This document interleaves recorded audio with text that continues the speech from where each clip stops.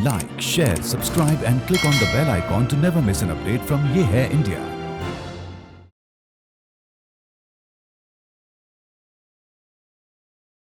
वो भारत के रत्न जिनका जन्मदिन गुड गवर्नेंस डे के रूप में भी मनाया जाता है। इनके बारे में नेहरू जी ने कौन सी भविष्यवाणी की थी जो कि सच साबित हुई? आइए देखते हैं।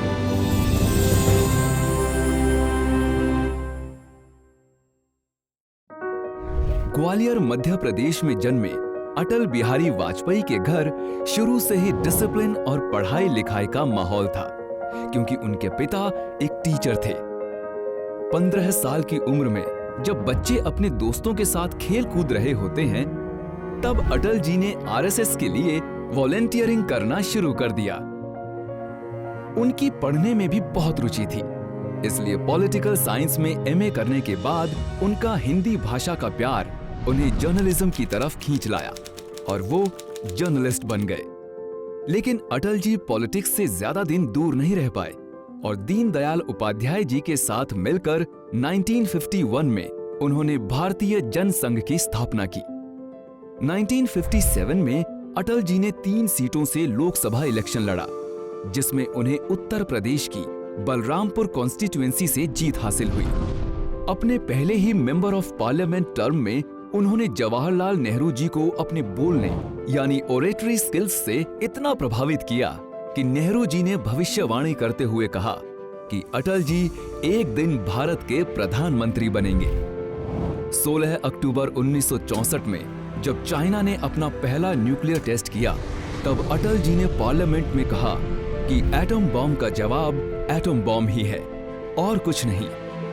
उन्हें उस वक्त ही पता था कि भारत को अपनी सुरक्षा के लिए अब न्यूक्लियर स्टेट बनना ही पड़ेगा।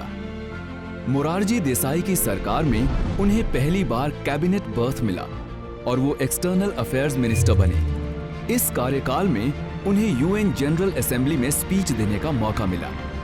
हालांकि अटल जी इंग्लिश में फ्लुएंट थे, फिर भी उन्होंने जनरल असेंबली में हर बार हिंदी में ही स्पीच दी और अंतर्राष्ट्रीय स्तर पर हिंदी का सम्मान बढ़ाया। नेहरू जी की भविष्यवाणी 1996 में सच हो गई और वाजपेयी जी पहली बार भारत के प्राइम मिनिस्टर बने। उन्होंने प्रधानमंत्री बनते ही सबसे पहले एपीजे अब्दुल कलाम जी को बोलकर न्यूक्लियर प्रोग्राम पे काम शुरू करवाना चाहा, लेकिन दुर्भाग्यवश उनकी सरकार सिर्फ 13 दिन में ही गिर गई और काम रुक गया। लेकिन जब वो 1998 में दोबारा प्रधानमंत्री बने तो उन्होंने ये मौका अपने हाथ से जाने नहीं दिया। इंटरनेशनल प्रेशर को बखूबी मैनेज करते हुए मई 11, 1998 को भारत ने पोखरण में 3 न्यूक्लियर टेस्ट किए। भारत अब एक न्यूक्लियर स्टेट बन गया था। एक तरफ अटल जी ने भारत को न्यूक्लियर सुपर पावर बनाकर देश की सुरक्षा को सशक्त किया, तो दूसरी तरफ पाकिस्तान के सामने दोस्ती का हाथ बढ़ाते हुए दिल्ली लाहौर बस सर्विस शुरू की। ये था अटल जी का बड़प्पन और उनका बैलेंस्ड व्यक्तित्व। मगर मई 1999 में पाकिस्तान ने कारगिल वॉर शुरू कर दिया। वाजपेयी जी ने ईंट का जवाब पत्थर से दिया और ऑपरेशन विजय के तहत पाकिस्तान को भारी नुकसान सहना पड़ा। इस जीत के लिए उन्हें सरकार ने भारत रत्न देना चाहा, लेकिन उन्होंने कहा, ये जीत हमारे सैनिकों की जीत है, उसका श्रेय मैं कैसे ले सकता हूं। 1999 में री इलेक्ट होकर अटल जी फिर से प्राइम मिनिस्टर चुने गए। भारत को अभी भी उनकी जरूरत थी। अटल जी एक विजनरी लीडर थे।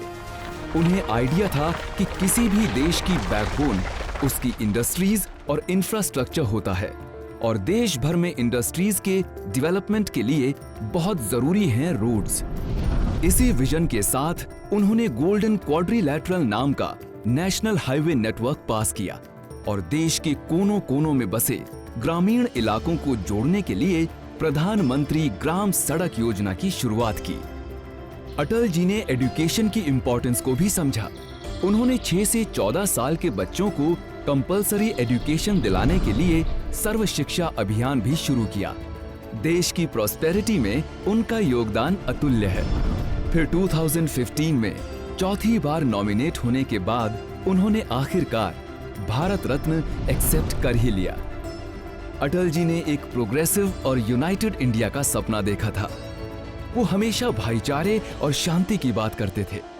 उन्होंने पार्लियामेंट में एक बार कहा था कि भारत अगर सेक्युलर नहीं है तो वो भारत नहीं है।